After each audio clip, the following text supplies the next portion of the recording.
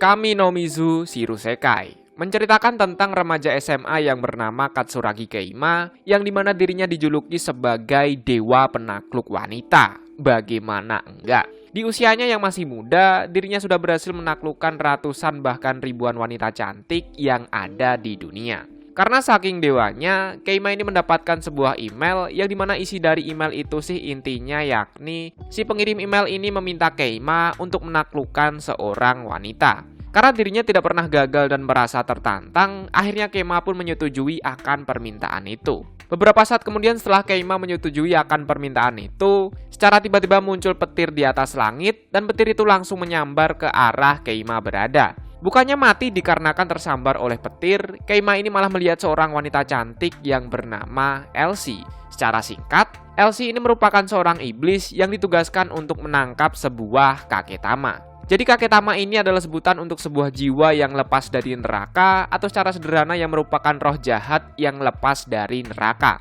Karena terdapat sebuah istilah yakni malu bertanya sesat di jalan karena tidak mau tersesat, Keima pun bertanya tentang bagaimana cara untuk menangkap kaketama dan kenapa dirinya yang harus menangkap kaketamanya. Dengan cepat, Elsie pun menjawab yakni untuk menangkap kaketama, si Keima ini harus menaklukkan seorang wanita yang telah dirasuki oleh kaketama. Karena sebuah kaketama ini memanfaatkan kekosongan hati dari seorang manusia atau secara sederhana ya cara untuk menangkapnya yakni membuat seseorang yang kerasukan kaketama menjadi jatuh cinta kepada si Keima ini. Dan alasan kenapa Keima yang harus melakukan semua itu yakni dikarenakan Keima ini adalah seorang dewa penakluk wanita. Namun pada kenyataannya Keima ini sama sekali belum pernah berpacaran, bahkan hingga saat ini dirinya tidak pernah mendekati seorang wanita di dunia nyata. Dirinya mendapatkan julukan sebagai dewa penakluk wanita dikarenakan Keima ini telah berhasil membuat seorang wanita jatuh cinta, namun wanita yang dimaksud yakni wanita yang ada di dalam game atau lebih tepatnya wanita pada Galge. Jadi intinya wanita yang dimaksud tuh bukan wanita di dunia nyata, namun ya wanita yang ada pada Galge. Nah, buat yang nggak tahu Galge itu apa, ya silahkan cek pembahasan pada apa itu visual novel dan juga Galge. Oke, lanjut. Mengetahui akan hal itu, tentu Elsie sangatlah kaget sekaligus dirinya menyesal karena telah melibatkan si Keima ini. Karena ya bagaimanapun Keima ini telah menyetujui sebuah kontrak untuk menaklukkan seorang wanita supaya bisa mengeluarkan dan menangkap kaketama yang ada. Kontrak yang dimaksud ini yakni sebuah email di tempo lalu yang berisikan sebuah permintaan untuk menaklukkan seorang wanita. Nah, jika Keima tidak menjalankan tugasnya atau melanggar kontrak yang telah dibuat, maka Keima dan juga Elsie ini akan mati secara bersamaan. Loh, kenapa kok bisa seperti itu? Bisa dibilang kontrak yang melibatkan penghuni neraka itu sangatlah ketat. Jika sebuah kontrak telah dibuat, sebagai jaminan agar kontrak itu berjalan dengan baik, kedua pihak baik pembuat dan penerima kontrak akan mendapatkan sebuah kalung yang terletak di bagian lehernya. Jika salah satu aja ada yang melanggar kontrak, maka secara otomatis kalung itu akan memotong leher, baik itu leher dari pembuat atau penerima kontrak. Atau secara sederhana ya jika Keima tidak bisa membuat seorang wanita jatuh cinta kepadanya, maka Keima dan juga Elsie ini akan mati secara bersamaan. Karena tidak ada pilihan lain selain mencoba, di sini Keima akan menggunakan seluruh pengetahuannya tentang Galge atau game simulasi kencan agar dapat membuat seseorang wanita jadi jatuh cinta kepada dirinya. Anjas. Itu adalah bagian prolog dari anime yang berjudul Kami no Mizu Shirusekai season pertama. Mari kita lanjut ke alur cerita utamanya, namun ya seperti biasa, setelah pesan berikut ini. Buat yang lagi nyari situs nonton anime di mana, silahkan cek di deskripsi video ya.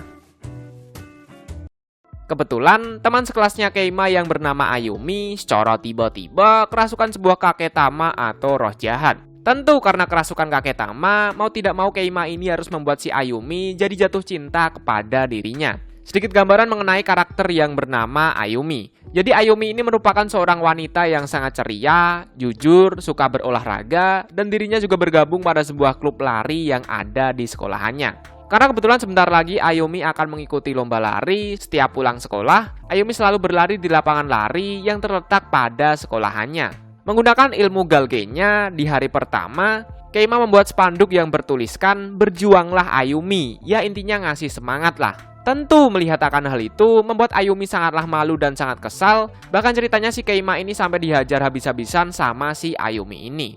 Namun dikarenakan ilmu Galge mengatakan bahwa intinya sih semakin banyak pertemuan, percakapan dan pertengkaran, maka berkemungkinan besar akan menciptakan sebuah rasa cinta, membuat Keima pun tidak menyerah untuk menaklukkan si Ayumi ini. Di hari kedua hingga hari ketiga, Keima pun melakukan hal yang sama, namun ya hasilnya tetaplah sama-sama dihajar sama si Ayumi ini. Namun di hari keempat, meskipun Keima melakukan hal yang sama, si Ayumi tidaklah menghajar si Keima ini. Dan dari sini, kita tahu bahwa pandangan Ayumi terhadap Keima pun telah berubah. Dan kebetulan di hari itu juga, Keima melihat Ayumi yang sedang ditegur oleh kakak kelasnya karena si Ayumi ini telah menggunakan lapangannya tuh untuk dirinya berlatih. Bisa dibilang kakak kelasnya ini iri sama Ayumi perihal kenapa Ayumi yang malah ikut lomba, bukan mereka aja atau selaku kakak kelasnya ini. Karena merasa kesal, Ayumi pun dihukum untuk lari keliling lapangan sebanyak 30 kali. Anjas, kebayang nggak tuh capeknya tuh kayak gimana? Nah, di sini Keima menyadari akan sesuatu dan lebih memilih untuk tidak memperlihatkan diri ke Ayumi, bertujuan supaya memberikan kesan bahwa si Keima ini juga bisa cuek atau tidak peduli terhadap si Ayumi. Dan benar aja, karena Ayumi tidak melihat Keima, membuat Ayumi ini sedikit merasakan gelisah atau gampangnya si Ayumi ini galau karena tidak melihat si Keima. Di hari berikutnya atau lebih tepatnya hari kelima, Keima ini melakukan hal yang sama seperti hari ke-1 hingga ke-4. Namun tak disangka, ternyata Ayumi ini tersenyum ketika mengetahui bahwa si Keima ini masih peduli terhadap dirinya.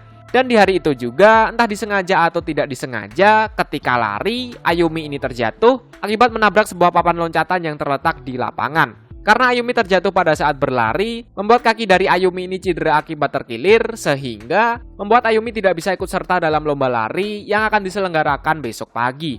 Karena Keima merupakan dewa penakluk wanita pada game, di sini Keima pun menyadari akan sesuatu nih. Hari pun menjadi malam. Karena Ayumi masih berada di UKS sekolahan, si Keima ini ngajak ketemuan si Ayumi di dekat lapangan lari. Secara terang-terangan, Keima ini mengatakan bahwa sebenarnya kaki milik Ayumi ini tidaklah terkilir atau cedera. Dan perihal dirinya jatuh akibat papan loncat merupakan sebuah hal yang disengaja oleh dirinya sendiri. Keima tahu bahwa si Ayumi ini sengaja menggugurkan diri karena ya si Ayumi ini gak enak sama kakak kelasnya sendiri. Mendengar akan hal itu, pada awalnya Ayumi tidak mengakui akan pernyataan yang diberikan oleh Keima. Namun secara perlahan-lahan, dirinya memberitahu akan kebenaran yang sebenar-benarnya. Bahwa semua yang dikatakan oleh Keima tuh sebagian ada benarnya. Bahkan ceritanya si Ayumi ini sangat ingin sekali mengikuti lomba lari tanpa memperdulikan hasilnya apakah dia akan menang atau justru malah kalah. Karena ya pada dasarnya si Ayumi ini sangat suka berlari, jadi apapun hasilnya ya bodoh amat lah dalam pikirnya. Namun hal yang paling ia takuti yakni bagaimana jika dirinya ikut lomba namun tidak bisa mendapatkan posisi pertama. Bukannya lebih baik kakak kelasnya aja yang ikut serta. Mendengar akan hal itu, Keima pun langsung bilang bahwa kalau mau ikut lomba ya ikut aja. Kalaupun gak juara pertama, namun dirinya sudah menjadi urutan pertama di hati milik Keima ini. Anjas. Karena Keima terus melontarkan kata-kata romantis kepada Ayumi, membuat Ayumi ini mau mengikuti lomba dengan syarat Keima harus melihat dan mendukung Ayumi ketika dirinya mengikuti lomba lari nanti. Tentu mendengarkan hal itu, Keima pun langsung mengiyakannya. Karena merasa bahagia mengetahui masih ada orang yang mendukungnya, membuat Ayumi ini langsung mencium Keima sehingga membuat kakek tama yang berada pada tubuh Ayumi ini pun jadi lepas. Dan karena udah lepas, dengan cepat Elsie pun langsung menangkap sekaligus menyegel kakek tama yang baru aja lepas. Secara singkat cerita, Ayumi pun mengikuti lomba lari dan berhasil menempati juara pertama pada lomba lari tersebut. Namun sangat amat disayangkan, seluruh ingatan milik Ayumi tentang Keima pun juga ikut menghilang. Loh, kenapa kok bisa seperti itu? Karena ya ketika kakek tama lepas dari tubuh manusia, maka ingatan dari awal kerasukan hingga kakek tamanya tuh keluar, ingatan tersebut diambil dan dibawa oleh kakek tamanya. Atau secara sederhana ya jika penaklukan berhasil, maka segala ingatan tentang Keima pun akan direset. Ingatan tentang Keima doang loh ya. Karena Keima sudah menaklukkan wanita sesuai dengan permintaan, seharusnya kontrak telah selesai dan kalung yang ada di lehernya akan hilang kan? Akan tetapi, tidak semudah itu Fergianti. Karena dalam kontrak tidak tertulis bahwa Keima harus menaklukkan satu wanita yang kerasukan kakek tama. Atau secara sederhana, dalam kontrak mengatakan bahwa Keima harus menangkap semua kakek tama yang ada agar bisa menyelesaikan kontrak iblis yang telah dibuat. Karena perjalanan masih panjang, di sini Elsie pindah ke sekolahannya Keima, sekaligus memutuskan untuk menjadi seorang adik dari si Keima ini. Tentu karena ingin terlihat seperti adik kandung, Elsie ini juga berencana untuk tinggal satu rumah dengan si Keima ini. Pada awalnya Keima menolak dengan keras akan kehadiran dari si Elsie ini. Namun, dikarenakan Elsie terus berusaha untuk mendapatkan pengakuan dari si Keima dan juga dikarenakan mereka ini telah mandi bersama, pada akhirnya Keima pun mengakui Elsie ini sebagai adik kandung, serta Keima juga akan tetap melanjutkan tugasnya, yakni untuk menaklukkan wanita supaya bisa menangkap kakek Tama yang telah lepas dari neraka. Dan dari sini perjalanan Elsie dan juga Keima dalam menaklukkan wanita yang kerasukan kakek Tama pun dimulai. Secara singkat cerita, di sini Keima telah berhasil menaklukkan banyak sekali wanita dan telah berhasil menangkap kakek Tama yang ada. Karena saking banyaknya, maka saya akan ambil beberapa heroin yang berpengaruh pada jalan cerita aja. Dan perlu diingat bahwa semua wanita yang telah berhasil ditaklukkan oleh Keima itu kehilangan ingatan loh ya. Dan beberapa wanita yang telah berhasil ditaklukkan oleh Keima antara lain ada Kanon, seorang gadis idol yang kebetulan bersekolah di tempat yang sama dengan si Keima. Kanon sangatlah terkenal di negara Jepang, bahkan dirinya memiliki ribuan fans di negara Jepang. Masalah yang dialami oleh Kanon yakni akibat dirinya kerasukan oleh kakek Tama, jika dirinya takut akan keberadaannya, maka tubuhnya tuh akan menjadi transparan atau tidak terlihat. Namun berkat Keima, secara singkat cerita, permasalahan pun berhasil diselesaikan. Selanjutnya ada Shiori, seorang wanita penjaga perpustakaan yang kesulitan untuk berinteraksi dengan orang-orang di sekitar. Shiori sangat suka membaca buku, bahkan tujuan hidupnya yakni untuk membaca seluruh buku yang ada di dunia. Masalah yang dialami oleh Shiori yakni dirinya tidak bisa berbicara atau berinteraksi dengan orang lain karena dirinya suka atau sudah terbiasa berbicara di dalam hati atau monolog. Buat yang nggak tahu monolog itu apa, ya silahkan cek pembahasan pada apa itu prolog dan juga monolog. Oke, lanjut. Secara singkat cerita, berkat bantuan Keima, masalah yang dialami oleh Shiori ini pun akhirnya diselesaikan.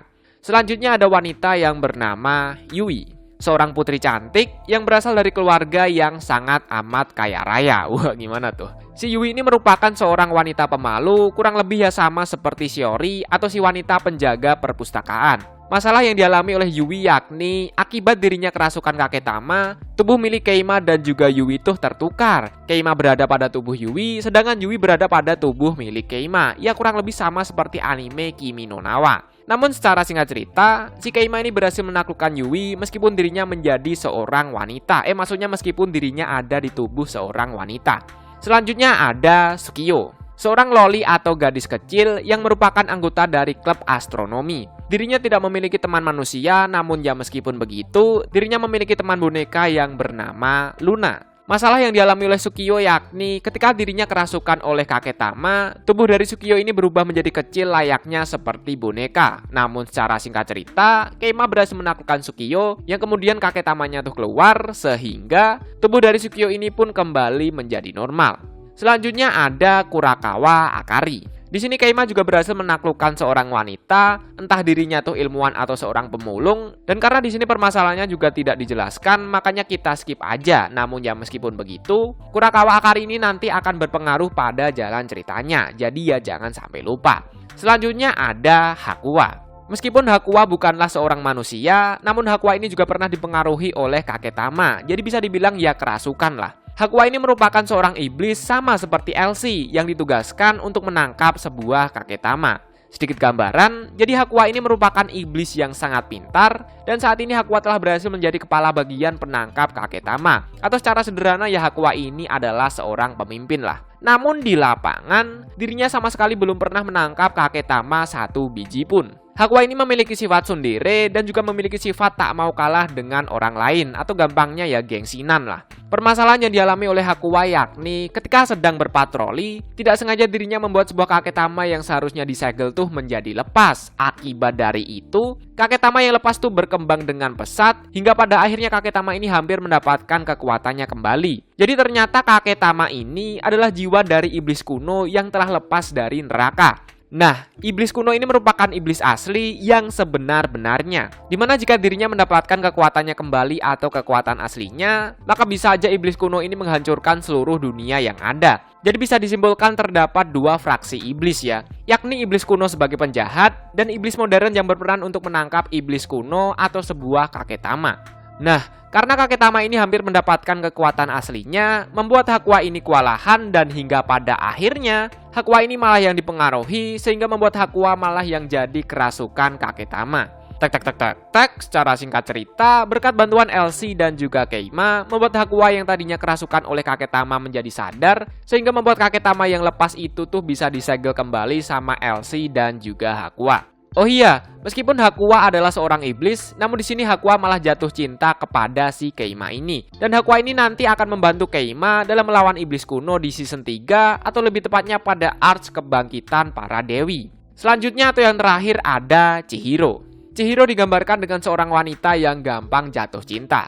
Ketika dirinya melihat seorang pria tampan, secara otomatis Chihiro ini langsung menyatakan perasaan kepada pria tersebut. Namun sangat amat disayangkan, hingga saat ini dirinya selalu ditolak ketika sedang menyatakan perasaan ke seseorang. Karena yang main terabas saja tanpa kenalan terlebih dahulu. Permasalahan yang dialami oleh Chihiro yakni karena galau menyatakan cinta tapi tidak pernah diterima, membuat kakek Tama pun masuk ke dalam tubuh milik Chihiro ini. Nah, di sini Keima bertugas untuk membantu Chihiro agar diterima cintanya oleh seorang lelaki yang Chihiro sukai. Karena ya ketika seseorang kerasukan kakek Tama menemukan sebuah cinta, tak peduli siapa orangnya, maka kakek Tamanya tuh bisa keluar dan bisa segera disegel. Tentu karena Keima merupakan dewa penakluk wanita meski di dalam game, entah gimana ceritanya, Keima ini malah berhasil membuat Chihiro dekat dengan seorang pria yang selama ini ia sukai. Tek tek tek tek tek, secara singkat cerita, karena selalu bersama, justru Chihiro ini malah jadi suka sama si Keima. Dan karena Chihiro suka sama si Keima, membuat kakek Tama pada tubuh Chihiro ini pun jadi lepas. Dan karena udah lepas, dengan cepat Elsie pun langsung menyegel kakek Tama itu. Namun anehnya, melihat Chihiro dan juga Keima saling bertengkar namun juga dekat, membuat Ayumi ini merasa kesal melihat akan hal itu. Buat yang lupa, jadi Ayumi ini merupakan seorang wanita yang pernah Keima taklukkan loh ya. Loh, bukannya wanita yang pernah ditaklukkan itu akan hilang ingatannya?